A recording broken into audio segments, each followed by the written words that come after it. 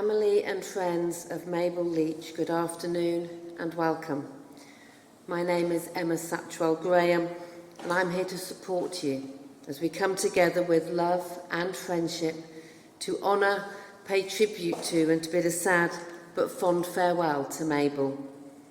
We come together to give thanks for her life and the experiences that we shared and to bless her now that our time together is over.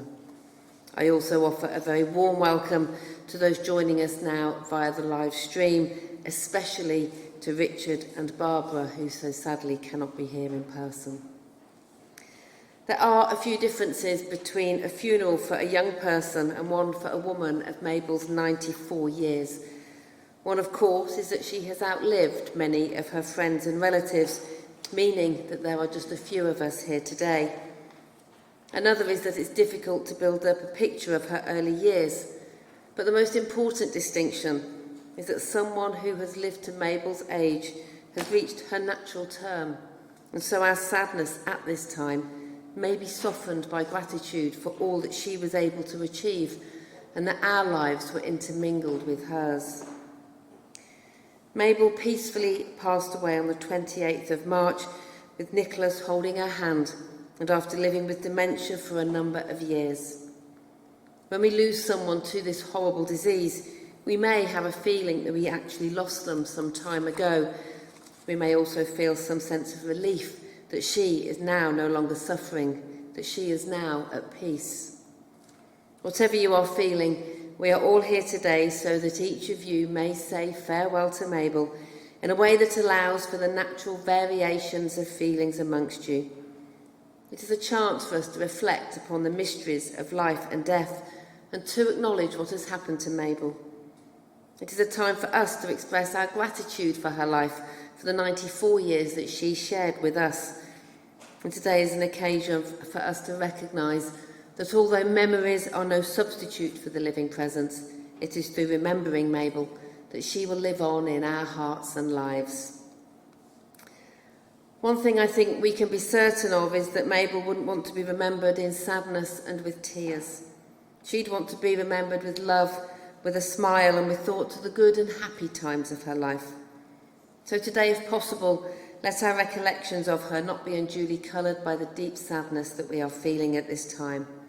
Of course we shall grieve, but we owe it to Mabel's memory and everything that she meant to us, to honour and to celebrate her life, to focus on the positive reminiscences and to recapture some of those things that made her the unique and special person that she was. Saying this today will not be the easiest day, and our thoughts are especially with Richard, Nicholas and all of Mabel's family at this sad and difficult time. Now I'm going to tell you a little what I have found out about Mabel's life. Mabel Millard was the only child, and her story starts on the 13th of April 1929 in Earthlingborough.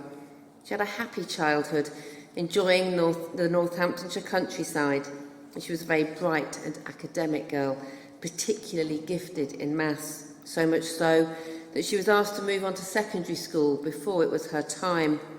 When she left school, she worked in the office at Ward's Footwear in Earthlingborough. As a teenager during the Second World War, she was aware of the changes that it would bring, witnessing bombings and the arrival of the Americans at local air bases. Her grandfather's shop in Earthlingborough survived the German bomb that landed in the backyard but failed to detonate.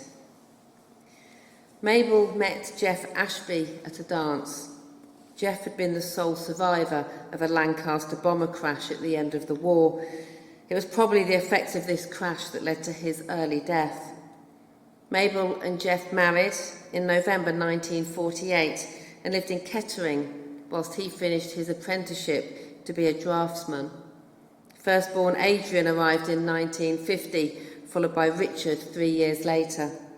Then they moved to Overstone, but sadly Jeff passed away in September 1958 whilst Mabel was expecting third son Nicholas, who arrived 4 months later.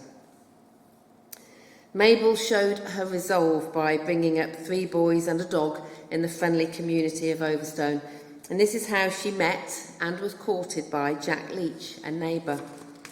The two of them were somewhat set up by mutual friends who got their Cupid's arrows out. Jack was a lovely man, a very honourable man, and wanting to make sure that Mabel had time to think about if she was doing the right thing, he took a job on a diamond mine in Sierra Leone in West Africa. Jack hadn't been gone long when he received a telegram from Mabel saying, "I can't wait, I'm on my way." And so Mabel and the young Nicholas headed to Sierra Leone, whilst Adrian and Richard stayed behind at boarding school. They did, however, visit frequently. Mabel and Jack married in Freetown in December 1963. Mabel got herself fully engaged in camp life, even joining the local WI. After 5 years in Sierra Leone, and when it started to become difficult to live there, they returned to England, to the family home in Overstone. Nicholas told me that Jack was really good to Mabel and that he was a wonderful stepdad to the 3 boys. Taking on 3 young boys would have come with its challenges, but Mabel and Jack always stuck together. They also went into business together, running a tobacconist and fishing tackle shop in Rushden. They enjoyed caravanning in their free time, exploring the rivers and the antique shops of the country. When they retired, they made their final move to Higham Ferris and threw themselves into making their garden beautiful. Mabel had a lot of friends in Overstone and kept in touch with friends they made in Sierra Leone, including Peter and Cynthia Birchall. Peter was the pilot of the company plane whilst they were there. She was also a much-loved nan to Tony, Anne, Adrian, Sean, Lorna, Claire, Taya and Josh, and great nan to Jensen, Alice, Billy and George. I'm now going to share a few words on behalf of grandson Adrian. It's impossible to put into words what an incredible character our nan was. She lived such an interesting and varied life, and it was always a pleasure to spend time with her and share in her experiences. I was too young at the time to fully appreciate the scale of some of the things she did, like travelling through places such as China and Russia with Grandad at a time when it was still incredibly uncommon for Westerners to do so. She would always bring back some fascinating souvenirs and artefacts. I still have my wooden picture of the mascot from the Moscow Olympics, which they brought back for me from their travels. Nan had so many interests and was always keen to share her vast and insightful knowledge. The buttons were just one of her collections I remember spending hours looking through as a child, and I always discovered something new every time I looked. Everything had a story or some history behind it, and I was always impressed by how she could tell you in so much detail about any given item in her collection. She was a nan that was always very active and keen to get involved. When I was about 9 years old, I remember my friends and I challenged her to a bike race around the block. She competed very strongly, but I think she just about let me win. I believe that her grandchildren will always remember Nan as someone who had so much life and love to give, with a great sense of humour and underlying strength which made her the incredible person that she was. I wish I'd spent more time with her, but I'm very grateful for the time that we did have. Above all, I was and will always be very proud to call her my Nan. I'm sure all of her grandchildren feel the same way. Thank you to Adrian. As already mentioned there, Mabel was an avid collector. She collected Victoriana and other trinkets, and each one had an interesting story behind it, a story that she tried to make you guess. She also collected lace samples, her buttons that she loved to talk about, and lace bobbins. She was a great seamstress, once cutting the fringe off her flapper sequin dress to make a matching handbag. And she loved knitting, making lots of knitted dolls of which she and Jack were both very proud. In 2008, Mabel was left widowed for a second time when her beloved Jack passed away. She was lost without him. Signs of dementia, which had probably been masked, now came to the forefront. The loss of her eldest son, Adrian, in 2014, obviously then hit her very hard. In 2016, needing more help and support, Mabel moved into Clare House Care Home in Silverstone, which is where she peacefully passed away on the 28th of March. The whole family will be eternally grateful to the staff at the home for the care given to her as she became frailer and until she passed away. Mabel lived a long life, a full and varied life, and lots of good and happy times were there, combined with lots of heartbreak and difficult times. I would ask you to try to take some comfort in the thought that death isn't the end, it's not final. Mabel's spirit lives on around us and within us. Every faith throughout the world speaks of another life after death, and not one of us knows for sure if or what that may be. But we can still hold on to the belief of peace and of people being reunited in love, and of Mabel now being in a place where she is reunited with Jeff, Jack, Adrian, and with others who she loved and who have gone before her. I've just scratched the surface of Mabel's long and good life there. Let us now pause for a few moments whilst we look at some photographic memories and reflect on her life and what she meant to each of us.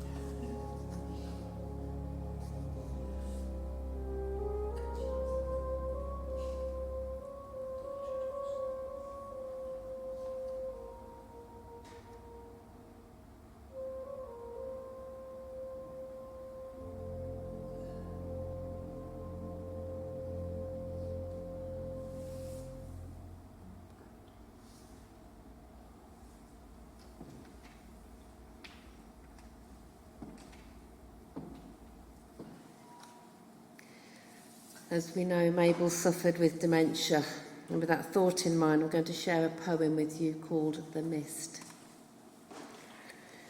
I don't quite recall the day the mist set in, when the sun began to fade and the light became dim.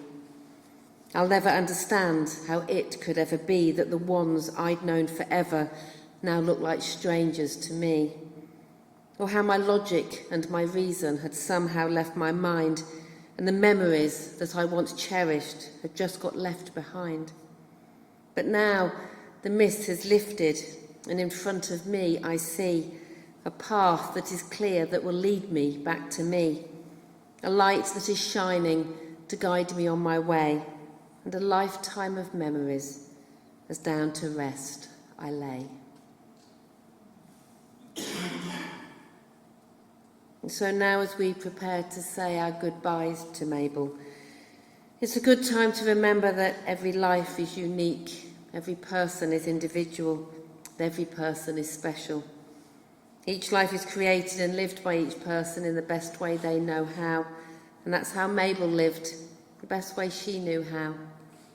And so we thank her for the gift that she's been to each of us, for the richness of her personality, for the pleasure and love and laughter and tears that were shared together. And as we now hold her gently in our hearts, let us prepare quietly to let her go on to the next part of her journey. If you are able, would you please stand?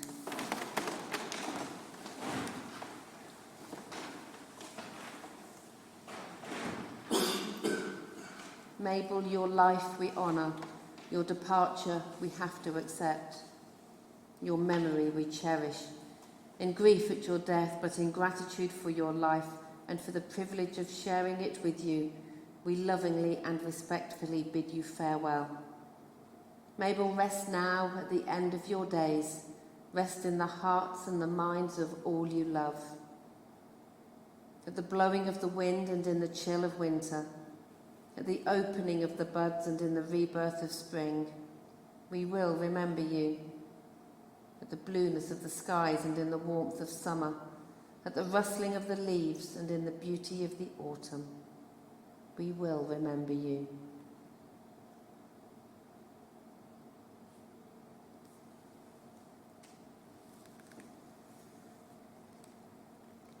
If you would like to, then please join me in saying the Lord's Prayer.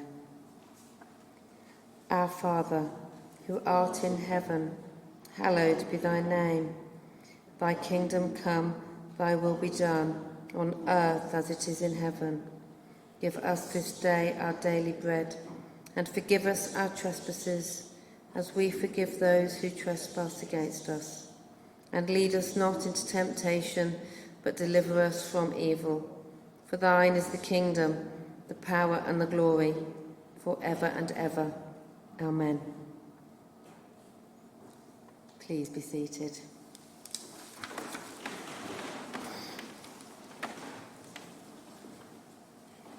We are now coming to the close of this service, and on behalf of Richard and Nicholas, thank you all for joining us here today. Thank you also to all at John White's Funeral Directors in Towcester. Following the service, you are all very welcome to share your own memories of Mabel at the Walnut Tree in Blisworth.